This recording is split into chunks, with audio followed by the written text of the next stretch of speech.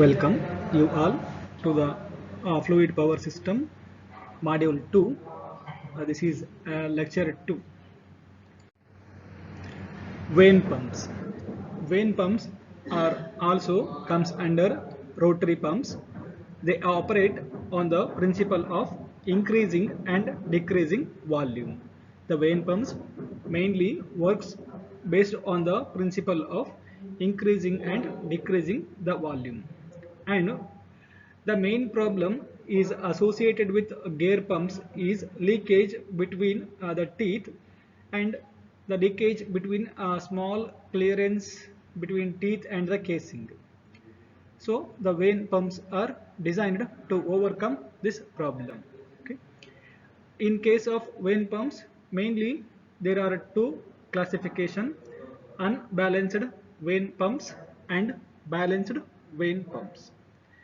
And this is the structure of vane pump. Okay. Here mainly one is outer ring, depends on its geometric shape.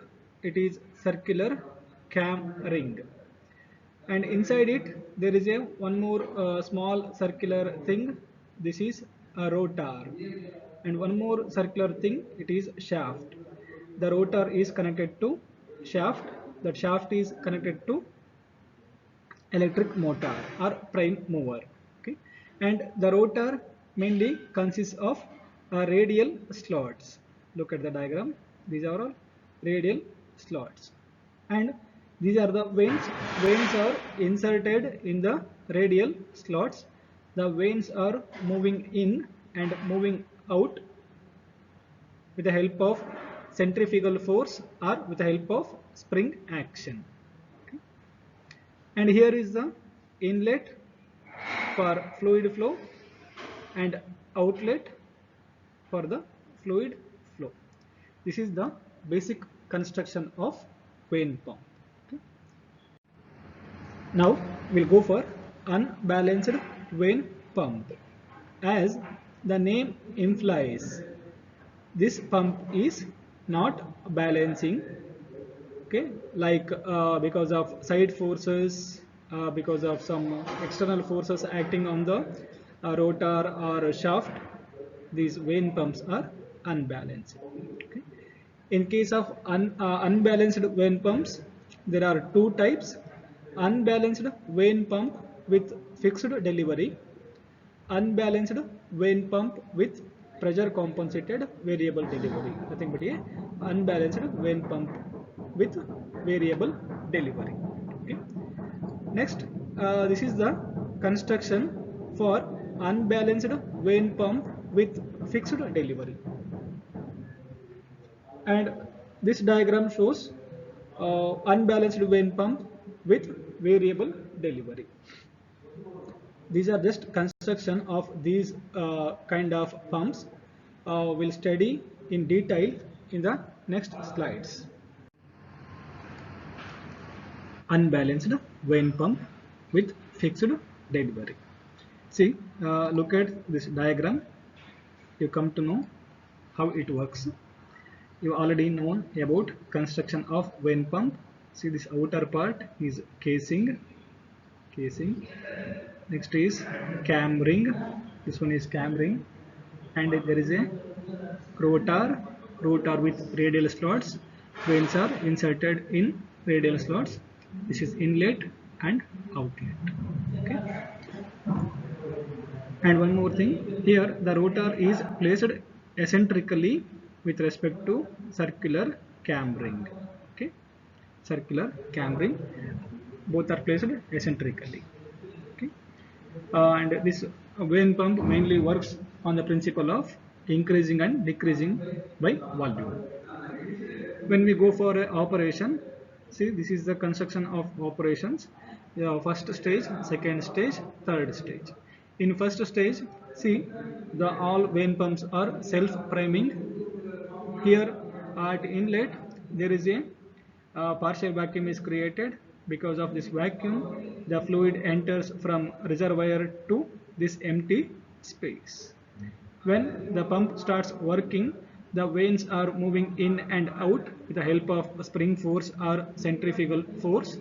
So the because of vane coming out, the liquid whatever accumulated here, it carries like this throughout its periphery through this empty space.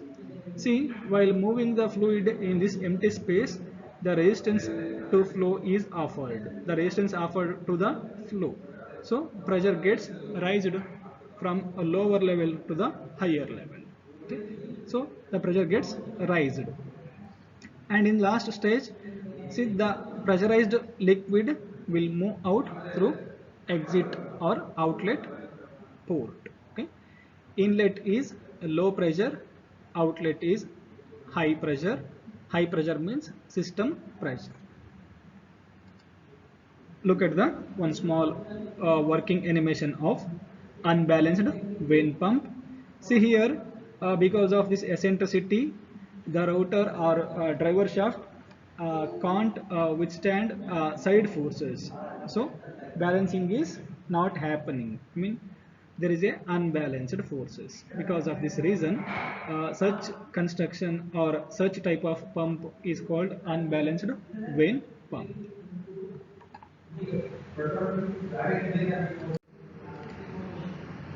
Unbalanced vane pump with variable delivery. See here, this is the construction, and for two changes or two variation of eccentricity, this spring arrangement is provided. See, because of this spring and piston arrangement will changes the eccentricity in between rotor and circular cambering. When there is a variation in the eccentricity, it is directly affect on the flow rate of the fluid. Hence the name vane pump with variable delivery.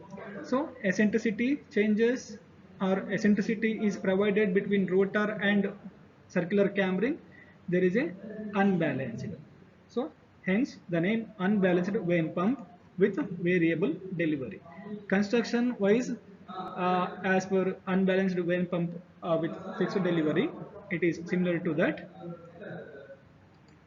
And next one, here in this case, some screw adjustment is used to changes in the eccentricity between rotor and circular cambering. Okay, by this way we can achieve different flow rate.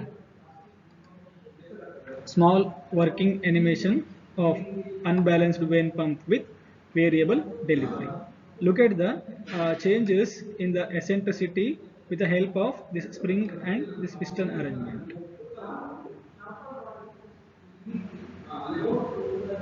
So look at here, so some areas are less volume, some areas has high volume. Because of this volume difference, the vane pump is works.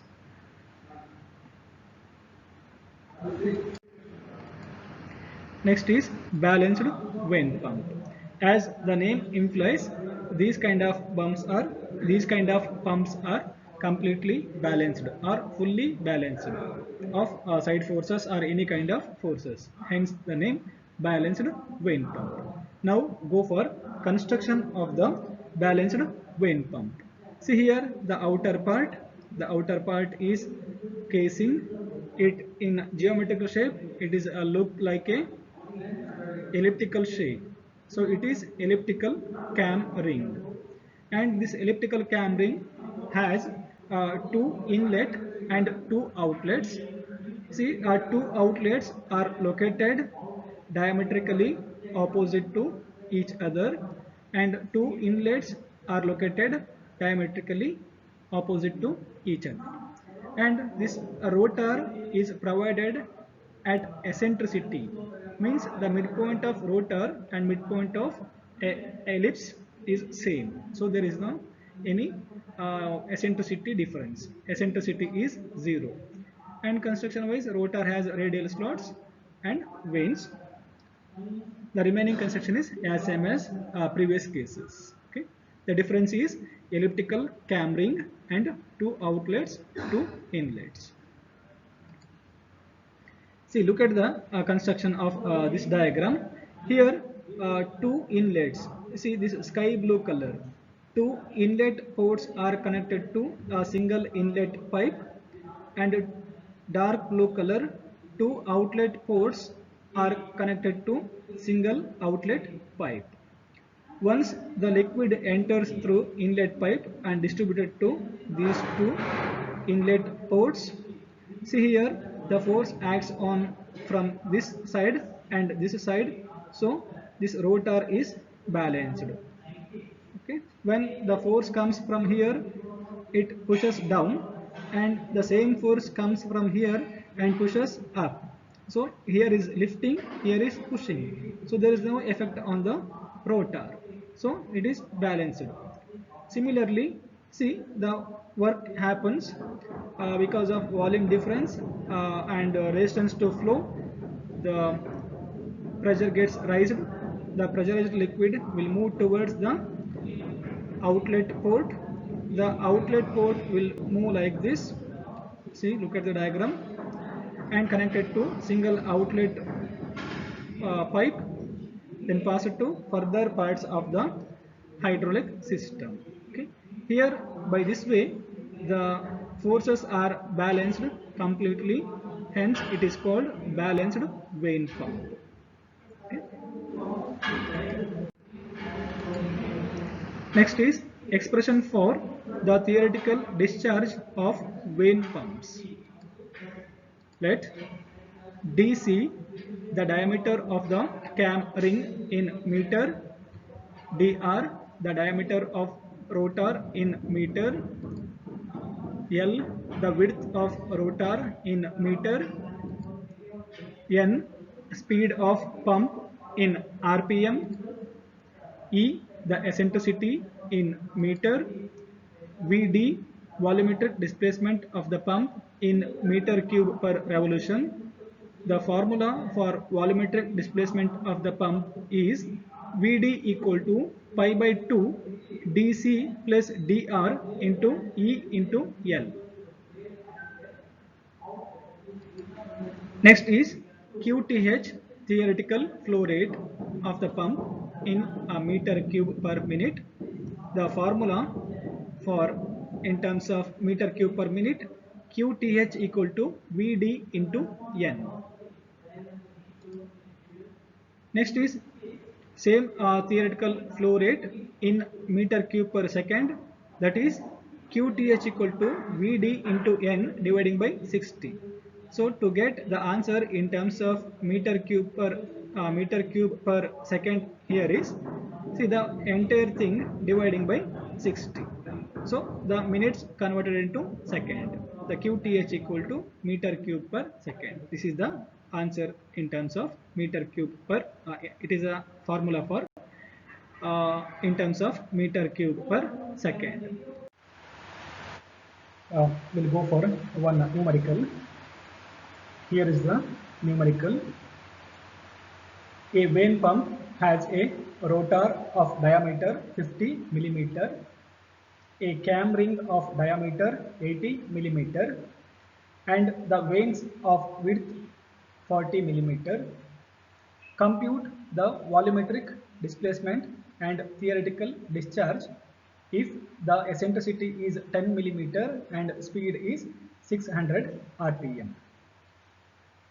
First, note down the datas whatever given in the numerical and convert all the datas they have given in millimeter, convert them into meter. Okay.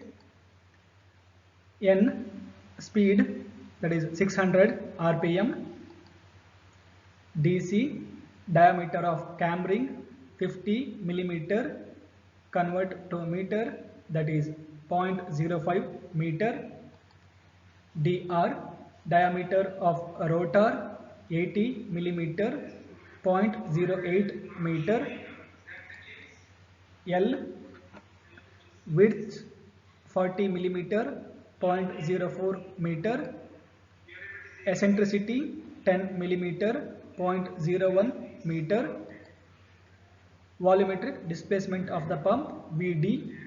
To get the answer in terms of meter cube per revolution, there is a formula pi by 2 into dc plus dr into E into L.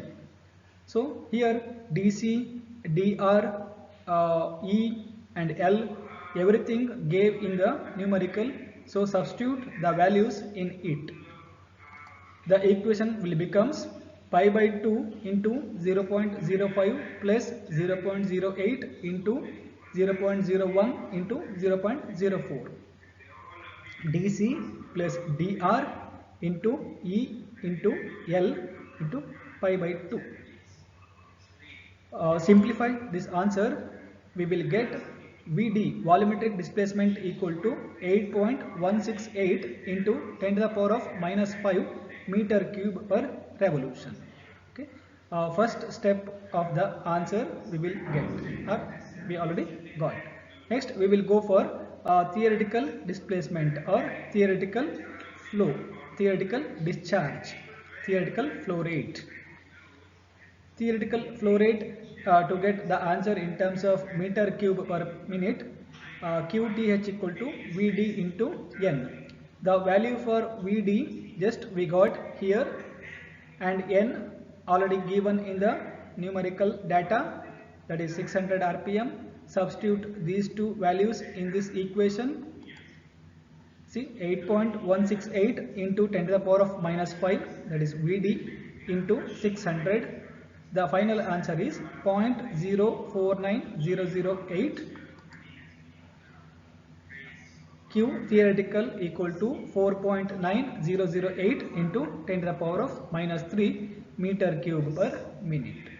So the final answers of this question is Vd equal to 8.168 into 10 to the power of minus 5 meter cube per revolution, and for theoretical flow rate QTH equal to 4.9008 into 10 to the power of minus 3 meter cube per minute.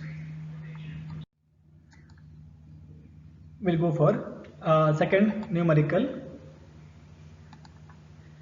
A vane pump is to have a volumetric displacement of 115 centimeter cube, 115 centimeter cube. It has a rotor diameter of 63.5 millimeter, a cambering diameter of 88.9 millimeter, and a vane width of 50.8 millimeter. What must be the eccentricity? First, note down the data given in the numerical. Convert all the data from centimeter or from millimeter to meter. Okay. First is Vd, volumetric displacement of the pump, that is 115 centimeter cube. Convert it into meter cube, centimeter cube into meter cube, that is nothing but a 115 into 10 to the power of minus 6 meter cube. Next, DC, diameter of cambering 88.9 millimeter, so 88.9 into 10 to the power of minus 3 meter. Dr, diameter of the rotor 63.5 millimeter, 63.5 into 10 to the power of minus 3 meter. L, width 50.8 millimeter, 50.8 into 10 to the power of minus 3. Eccentricity is we have to find out. E is unknown. So use the formula Vd, volumetric displacement of the pump, Vd equal to pi by 2 dc plus dr into E into L. Okay. See, dc given, dr given, Vd given, L given, E is unknown. So E only the unknown part we can easily find out by substituting the above values in this equation. So we will get the equation like this: 115 into 10 to the power of minus 6 equal to pi by 2, 0.0889 plus 0.0635 into E is unknown into 0.0508. Simplify this, we will get the eccentricity value is 9.456 into 10 to the power of minus 3 meter or 9.456 millimeter. The final answer for the eccentricity is 9.456 millimeter or 9.456 into 10 to the power of minus 3 meter. Okay. Advantages and limitations of vane pump. First I will go for advantages. See, as you know, the positive displacement pumps are self-priming. So vane pumps are self-priming, robust in design and supply constant delivery at given speed. They provide uniform discharge with negligible pulsations. These pumps provide a uniform discharge. Their vanes are self-compensating for wear and vanes can be replaced easily. See, for continuous movement of in and out of the vane movement, the wear happens. So vanes can be replaced by easily. These pumps do not require check valves. Okay, keep it in your mind. The vane pumps do not require check valves. Okay, and in construction wise, vane pumps are light in weight and compact. Vane pumps can handle liquids containing vapors and gases. Okay, vane pumps can handle liquids containing vapors and gases. And vane pumps will produce the volumetric efficiency and overall efficiency in high range. The vane pumps produce both volumetric and overall efficiencies. And discharge is less sensitive to changes in viscosity and pressure variations. See, the flow rate is less sensitive to changes in the viscosity and pressure variations. Next is disadvantages or limitations of vane pumps. First one, relief valves are required. See, relief valves are required to protect the pump when the flow rate is suddenly stopped. So in case relief valves are required. And vane pumps are not suitable for abrasive liquids. Then the vane pumps requires good seals to avoid leakages and some other problems associated with the vane pump. Okay, they require good filtration systems and foreign particle can severely damage the pump. So when the liquid with foreign particles or any impurities, it is directly affect on the hydraulic components. So the filtration of hydraulic liquid must be essential or must be done before using it. Okay, so filtration system it requires.